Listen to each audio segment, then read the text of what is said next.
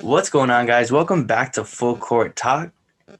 It's just CJ and I, but what's going on, man? Hey man, it's been a crazy day. Shout out my Yes. Lakers, the retirement home. We here, we You're not here. wrong. So we have set points to talk about, but we were not expecting all hell to break loose in the NBA free agency. So Kyle Lowry signs with the Miami Heat for 3 year, 90 million, which is a lot for an aging point guard, but he still put Yep, up 17 points a game. Um, I think it's a great deal for the Heat. They also re-signed Jimmy Butler to I think $184 million contract. 5 years. Um, Yep. yeah, and they signed PJ Tucker, a great pickup for them. Gives them that Jay Crowder replacement. Um, the Heat look like they are going to be dangerous, especially if they look at because I heard DeMar is now thinking about MLE with them, Yeah, so they yeah. could be very dangerous. But what do you think about Kyle Lowry going to the Heat? Oh, it's a great move. Great, Yeah, definitely great move. To give up who they did, Precious and Goran Dragic, I think that's definitely worth it. yeah, Kyle Lowry, like you said, he's an aging point guard, but he still showed why he's worth that money, especially last season, even with the Raptors, going downhill from that championship season that they had, right? yeah. But he's definitely still worth the money. And to pair him alongside Jimmy Butler and Bam, and the Miami Heat also signed Duncan Robinson to a deal. So yeah, they're looking to have another finals run in them, and I think it's a good move. It's crazy because all these aging point guards, right? Yeah. There's a market for them, They're getting right? paid. Chris Paul, exactly. Chris Paul, D Rose, and now Kyle Lowry. And so, I think if I'm Jimmy Butler, I'm happy. Obviously, I got paid too, but now I have a running mate, and Kyle Lowry, who's a proven veteran and a Yeah. proven winner. And now with him under the team, now you have his buddy DeMar DeRozan not too far ahead, right? Yeah. So that would be the ideal situation for them. But I just don't know what Tyler Hero, I don't know about him. I don't know where he fits. He's he's that awkward fit right now Yeah. because as we've seen, unfortunately, he had that declining season for his sophomore season. Yeah. If anything, he looked like a rookie last season than he did Yeah. his rookie season, right? So, Yeah. but overall, it's a good move. Good move for Miami. Yeah. And I want to say a huge shout out to Duncan Robinson, Oh yeah. undrafted to five Yep. year, $90 million, well earned, Yep. hell of a Yep. shooter, and has turned Mm-hmm. into a good playmaker as well. Um, Agreed. and, good on the Raptors. Sneaking away Precious Achua, who was very good for the Miami Heat last season. Mm-hmm. He's a good person to build around. And I think that kind of solidifies Pascal Siakam and kind of his departure with them picking Scotty Barnes, who we'll talk about later. Yeah. Um, but another big move, the Chicago Bulls signed Lonzo Ball and barely gave up anything. Yeah. Satoransky, I think Garrett Temple, Yep. and maybe a couple of picks. It was a steal of a sign and trade for the Chicago Bulls. And I think I saw that last season they had 27 games with the player with 10 plus assists, and Lonzo had 40 games. So Mm-hmm. it gives them a much needed playmaker. Zach LaVine gets a running mate. Kobe White gets to move into his kind of true position as a two. Yeah. You have Vucevic, who will actually get to play with an actual point guard because I don't think he's ever really played with one. The Bulls look like they're making some noise as well. And there's still Derrick Rose on the market who has been linked to want to return to the Bulls. So what do you think about the Lonzo to the Bulls move? I think it's a great move. If they wanted to pitch Zach LaVine to stay, that's it right there because they have somebody that can get him the ball, right? Zoe is one of the best triple double threats in the NBA, one of the best passers in the league right now. So, being a scorer like Levine, you embrace that. You love that. Yeah, Somebody that can get you the ball. And like you said, Vucevic has never played with a point guard like Zoe. I mean, I understand he had Markel Fultz, he had Michael Carlin, and DJ Augustine, anybody that can get him the ball, because those are yeah, pass first point guard. His offensive game just started catching up with him. So, good for them. And I just think that, if anybody can coach Zoe as well as, what do you call this, Van Gundy did, it would be Billy Donovan because you see what Billy Donovan did to Westbrook, right? another triple-double machine. I know different players, Zoe and Westbrook are different players, but in order to coach somebody like Westbrook, who is also a pass kind of guy, not pass first, but passing kind of guy, obviously, it's going to be well for Zoe. And, unfortunately, it's been a lot of rumors for him leaving New Orleans for the longest time. I'm going to miss him and Zion. That connection between them was special, but now he has Zach LaVine, hopefully, and Vucevic. And so, the Bulls look like they're making a case for the 8th seed next season. So, yeah, the Bulls look like they are actually bolstering up, which is a much needed refresher for their fans. They have been pretty bad for far too long, and I think, especially with Zach LaVine's kind of jump to stardom, it's a really good start for them because Lonzo is probably one of the best free agents in the entire class, next to Kawhi, who obviously isn't going to play next season, so you can't really count him. But in terms of big trades, Russell Westbrook to the Lakers. He's headed home. And I know your favorite part about this. Kuz is gone. Thank God. But the trade was the Lakers traded Kyle Kuzma, Montrezl Harrell, Kentavious Caldwell-Pope, the 22nd overall pick for Russell Westbrook, and a 2024 second-round pick and a 2028 second-round pick. So to say the Lakers gave up a lot, it's kind of tough. Kuzma's obviously not the best fit on the Lakers. We'll say that. Trez obviously was struggling last season to get playing time. Didn't help that it was a pretty crowded front court with Drummond, Marc Gasol, Anthony Davis. He didn't have a place to fit, especially defensively. He was just a non-factor at times. I think KCP is a difficult one to give up because he was your best shooter at times. Yes. But he's apparently very close to Bradley Beal. So we'll see where that happens or what happens with that. But what do you think about the trade? For those that don't know, don't follow me on social media, I love Russ. I love Russ so much. He's one of my favorite players currently in the league. And it's because of his mentality. It reminds me of Kobe. He's not trying to be your friend when he's out there. However, I don't think he's the best fit for the Lakers. You cannot deny the talent, obviously, in forming a big three. Can't deny that. But personally, I just don't think he's the best fit. We need people that can space out the floor. And Russ is not it because obviously he's not a good enough shooter anymore. Right? I forgot who it was, but I was watching this NBA TV special on trades, and they said that they reminded me that the Lakers played off of him during the bubble, and that's not too far ahead. That's not too far gone. And so, unless he improved the shooting, I don't know. Maybe he's been in the lab, right? But the only upside is Russ comes home, the ball relieving duties or the ball handling duties are relieved of LeBron, so he can actually play the natural three if anything. And even though Russ is at 32 years old, he still goes 110%, right? Yeah. So it's a lot of fast break points that the Lakers can now have. But I'm going to miss Psych. I'm not going to miss Kuzma. Hey, man. Hey, good riddance, bro. I'm so glad. Honestly, I'm going to tell you guys right now, all the viewers and listeners, whether the Lakers win the championship or not, this was my championship. Kuzma is gone. He can average 40 and I wouldn't feel bad. It was just that time. And the thing is, I am sad about KCP. He's our best shooter, our best defender.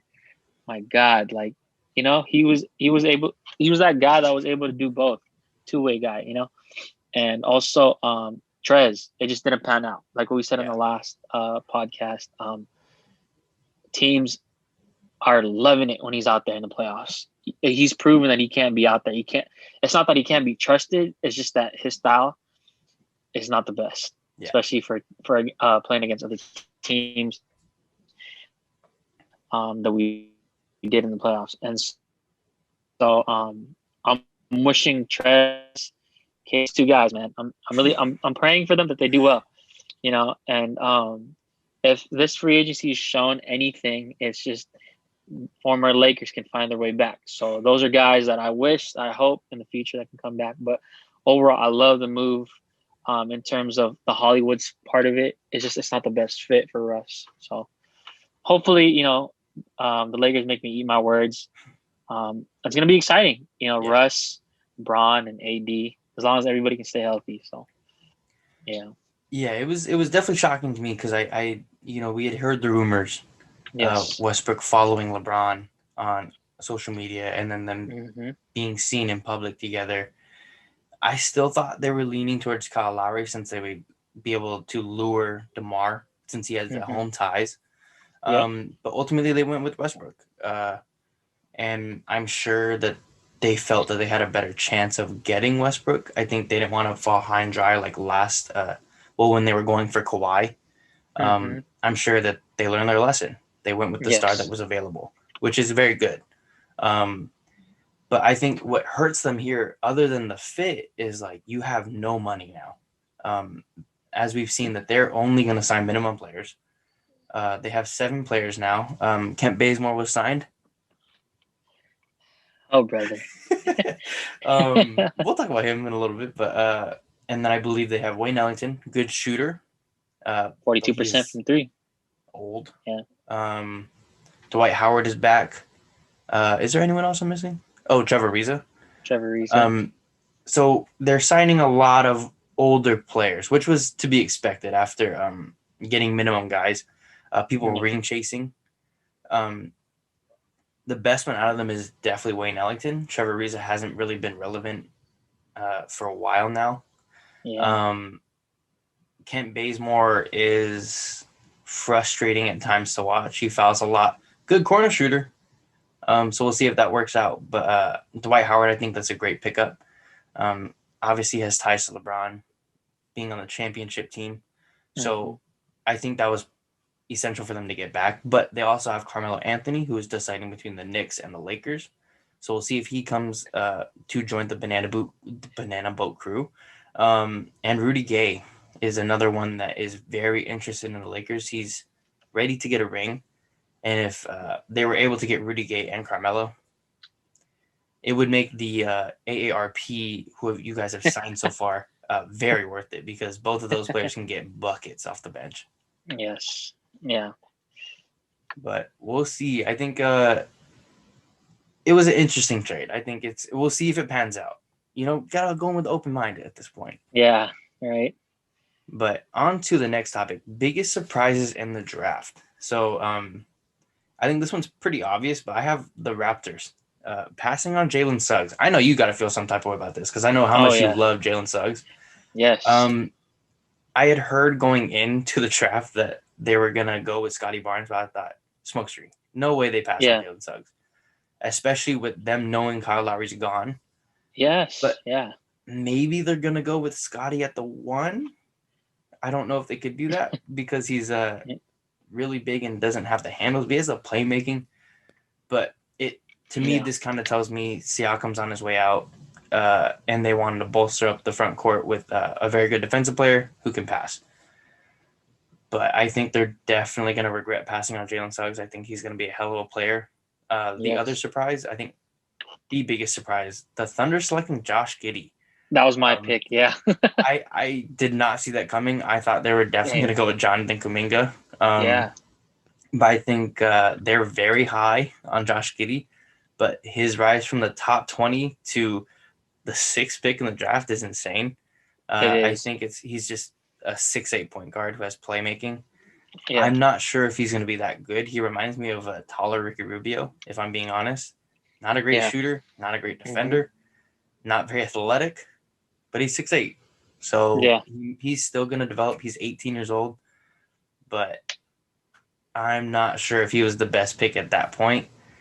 And those are my 2 surprises. But what is the biggest surprise for you in the draft? Man, to me, it was easily Josh Giddey. Yeah. As soon as they announced his name, I had to look at the pick, the round. I was like, whoa,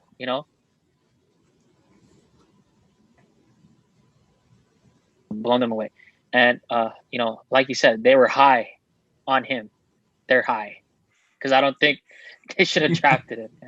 It should have been Kaminga. And we should have known that they were going to make this sort of pick when they were offering Shea to the Pistons. Yeah.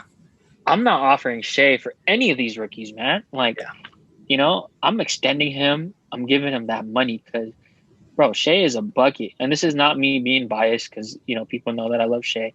He got game, and he is part of your future. You have picks to last until maybe I have kids, bro. Like, the Thunder have picks for days. And so, like, I just don't see why they chose Giddey. And maybe, they're scouts for a reason, right?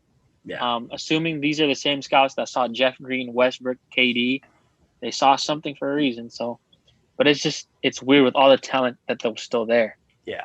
Kaminga, Bone Knight, Keon Johnson, Jalen Johnson. Even Davion Mitchell. Even Davion Mitchell. It's just a lot of talent that Josh Giddey like leapfrogged. Yeah. It's just crazy to me. And like you already said, we both had the same picks. The Raptors not choosing Jalen Suggs, especially knowing that Kyle Lowry was out. Maybe they didn't know that he was going to the Heat, but he was out. So that just goes to show that they're going all in on Fred VanVleet. Yeah. Because now he's going to be the one ball handling unless they get another point guard. I know they have number 8. I forgot his name. The one from San Diego State. Yeah. Is it Flynn? No, not Flynn. Malachi Flynn. Okay, yeah. So they have him. I understand that. And VanVleet is a true 2, an undersized 2. So maybe they'll share the ball handling duties. But like you said, they bolster the front court with Scotty Barnes. And I know they still have Chris Boucher. But it looks like Pascal Siakam's on his way out. It's just a matter of where. Yeah. Right? And what kind of trade they make. But other than that, it's a shocker because Suggs would have been that guy to replace him. Suggs would have been perfect to pair alongside VanVleet. Yeah.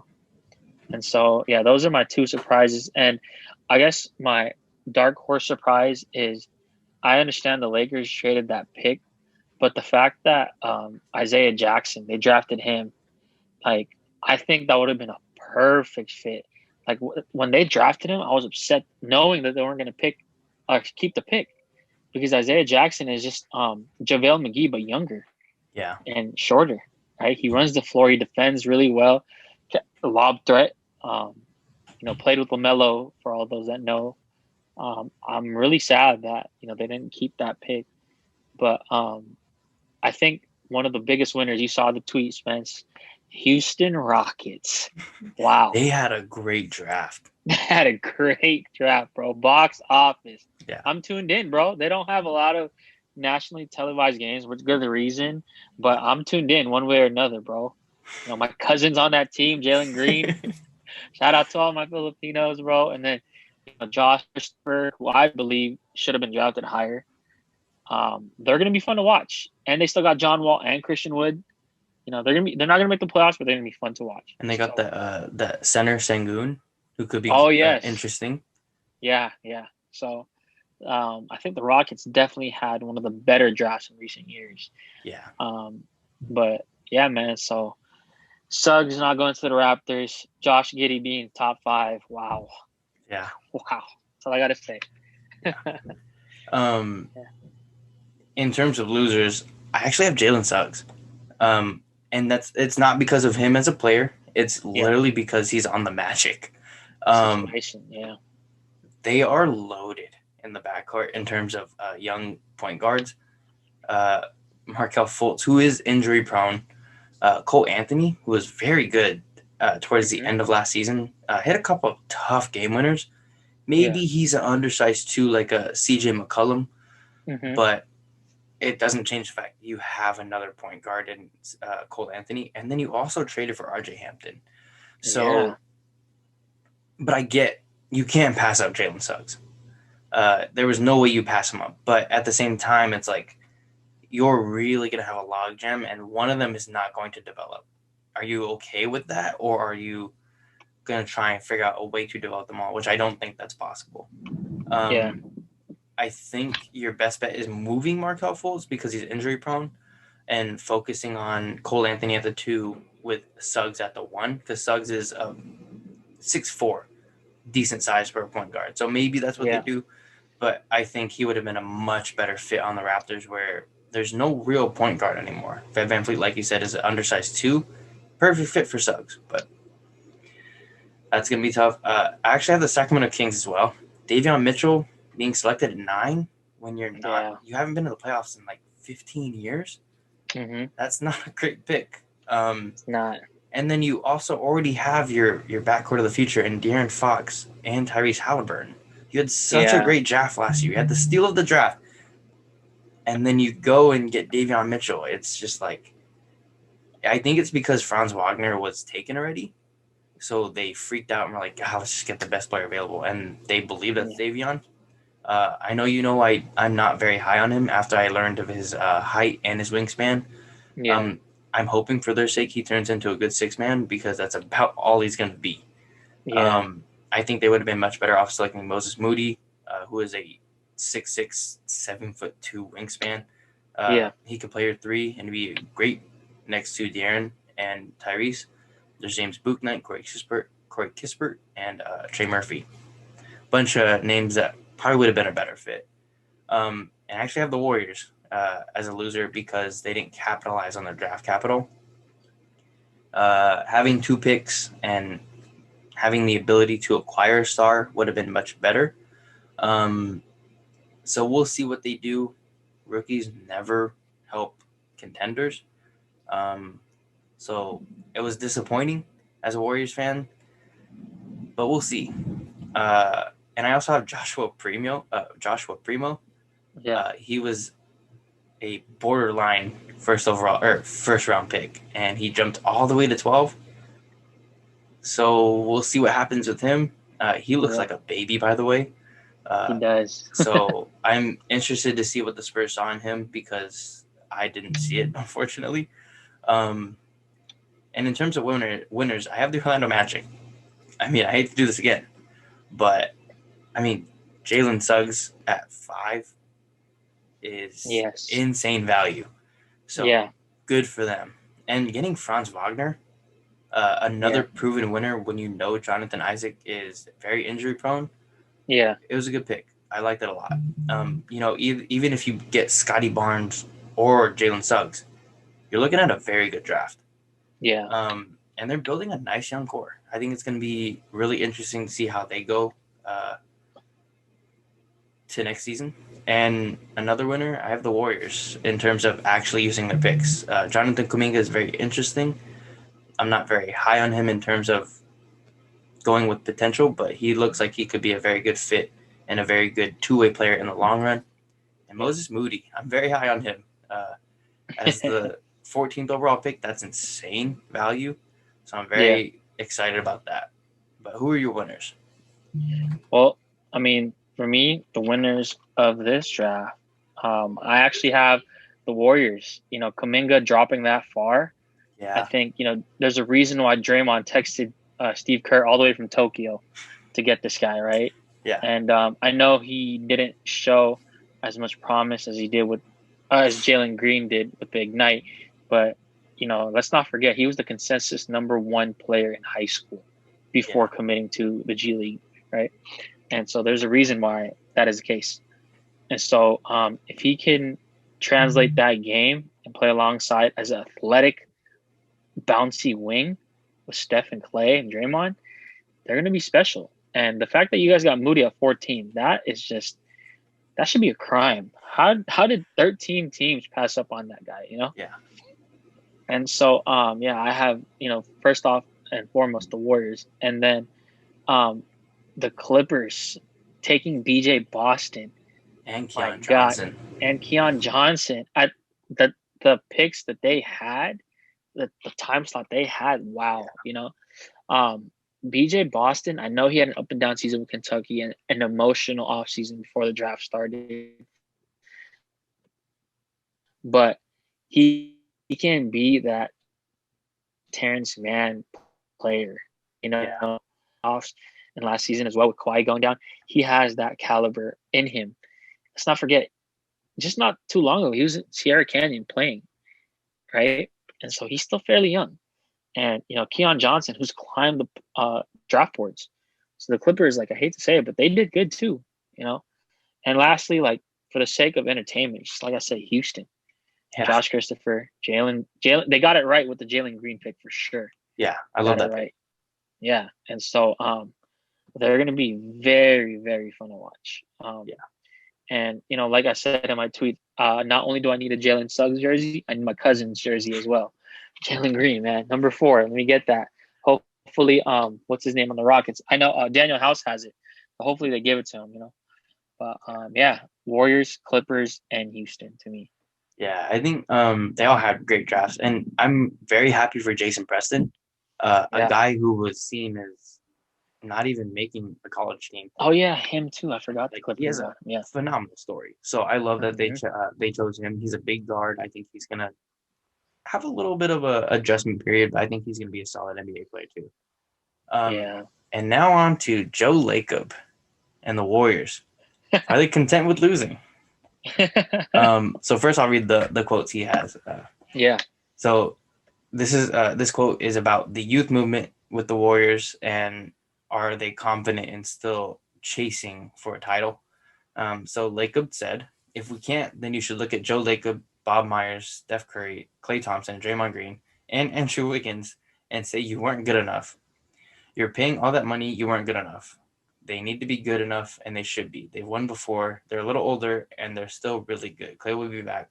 That's the key. I think we'll be good enough. Yes. And then he also had another quote. Here, let me bring it up real quick. Yeah, no problem. He said, honestly, this is sort of my dream when he's talking about the Warriors. And I know this isn't popular with a lot of people. They think we ought to go get the next star.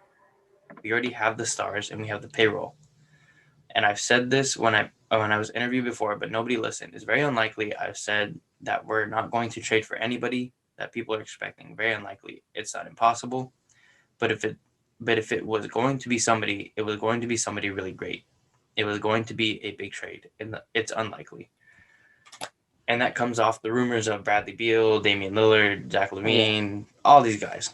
But I'll let you go first because I have a lot to say. But what do you think about these quotes? Well, you know what? First of all, these quotes to me sound like Lacob just saying he messed up and he's trying to get around it. Just based on everything that you read, like, man, I didn't pull the trigger when I should have.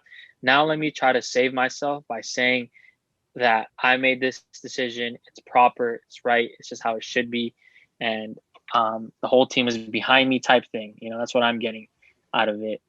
But like I said in the previous podcast, like, I know the Warriors, there's two sides to this, right? The first side is the fact that they were on the brink of making the playoffs with the team that they had, with the type of season that they had, not being healthy all the way, not having everybody. And I think that is the biggest indicator for Lacob, right? He saw that and was completely just, surprised. Not only was he surprised, but he was inspired. Like, hey, you know what? If we keep these picks, we can do what we did last year, maybe even better. Sign a few players here and there. I know you guys are favored to sign Iggy. So hopefully there's that reunion. It would be cool to see him back in the Bay. Marquise Chris, I like him. Hopefully you guys bring him back. But looking at the success last season, I think he fell in love with that thought. Like, hey, like, we can just have these rookies. We can build the future while competing now. And I understand that, but I think it's disrespectful to Steph, who I know you guys will extend soon. So good for you guys to lock him up. Yeah, he was extended today. Okay, there you go. $215 million. Wow. Hey, loyalty speaks. So happy for Steph. But you need to surround Steph with the best scenario and situation to win now. Because his window, people think Steph is fairly young. He's in his 30s. Yeah. Right? And there's that window of him, almost retiring. He talked about retiring early. I do have that article still, just in case. Yeah. But with what Steph accomplished with the Warriors is just it's only right if you surround him with the position to compete again. It's only right, you know. In the recent years, the Warriors have been one of the NBA's top teams. You know, they've competed, and you know, being that owner that that assembled those teams, he should have had more, should have been more aggressive. You know, whether it was Beal, whether it was Levine, whether it was Miles Turner, you know, it's just a move. And I think they're just comfortable with the fact that Steph can lead them to the promised land with all these guys. Yeah. So, personally, I think it's a bad move. I'm happy for Kaminga, happy for Moses Moody, or however Kendrick Perkins said it. Moody Moses. Moody Moses, you know. But I just think that they should have been traded, should have been gone. Not that Ben Simmons trade, because that was horrible. That was not god that awful. Trade. He's not KG. You know, I'm not a Warriors fan, but I'm not giving all that up just for Ben Simmons, right? So, a trade should have happened. That's all I have to say. So, yeah. Yeah, and I think like both of these quotes, they're gonna rub the Warrior fans the wrong way. No matter how you put it, yeah, it's gonna look bad, no matter what. With or without context. Yeah, with or without context. And it just sounds like he's covering his own ass. Like if they fail, it's gonna be like, oh, but it was Steph, Clay, and Dre. Yeah. And yeah, he threw in Bob Myers and Joe Lacob himself, but no one's gonna be like, oh yeah, I blame Joe Lacob. Oh yeah, I blame Bob Myers. They're gonna blame the players who are actually playing. So it's just like, I think it's disrespectful, especially to Steph, Clay, and Dre, who have been there for the entire time. And it just kind of feels like the organization is content with running it back when you were barely in the playing game. You were a playing game away from making it to the playoffs, but you were also, I get it, you were without Clay, but you can't count on Clay to come back 100% right away. I think it's already been reported that he's probably not even going to start the season. So you can't be banking on him coming back 100% because he's not going to be 100%. Maybe not even next season at all. And I think what made it worse is like the report came out that the Warriors were trying to acquire an unavailable player by not trading any players. They're just going to trade draft capital. And I think that's kind of slapping in the face to Warrior fans because, like, you didn't even try to acquire a star. If you tried to acquire a star and they turned down, like, whatever, that's fine. Yeah. But it was a half-assed attempt to acquire a star. And I think that's, like, you're slapping Steph in the face and, like, saying, like, just go get us another championship. When the roster, in all honesty, just isn't built for next season to win the championship. I don't think a rookie has led or even helped a team get to the finals since Magic Johnson. It's been a long time because rookies just aren't built like that. They're not ready for the NBA game. Yeah. And then plus, like, you know, you have Wiseman, Kaminga, and Moody. Wiseman is essentially still a rookie. He missed a portion of last season. He didn't have a summer league. He didn't have any preseason games because of COVID. He's barely played with fans in arenas, so he doesn't know what the NBA atmosphere is even like anymore. So there's a lot of variables, and then to add on to it, the Warriors have been very quiet in free agency so far, which I get. I mean, you're not going to get any of the big name guys. We don't have any money to go for big name guys, but it just kind of feels like the Warriors are content with what they have. Signing Iguodala would be cool. Marquise Chris would be cool, but we're definitely going to see. They need to be aggressive in the free agency because I think Lacob's quotes were very frustrating as a fan to hear. Oh, really? But we're going to see what happens. For some reason, we're having some technical difficulties, but let me figure it out. You still can't hear me? Hold on, we're going to pause it. Yeah, I thought it was just my thing, but yeah, I couldn't hear you for a little bit. No, you're all good. Well, we're going to end it here because that's it. Just to be safe. But thank you, CJ, for coming on. I appreciate you. This is episode 53, so we're getting up there. But please like, comment, and subscribe. Check our social media down in the link below. But that's gonna do it for us. But we'll catch you guys in the next one. See you guys.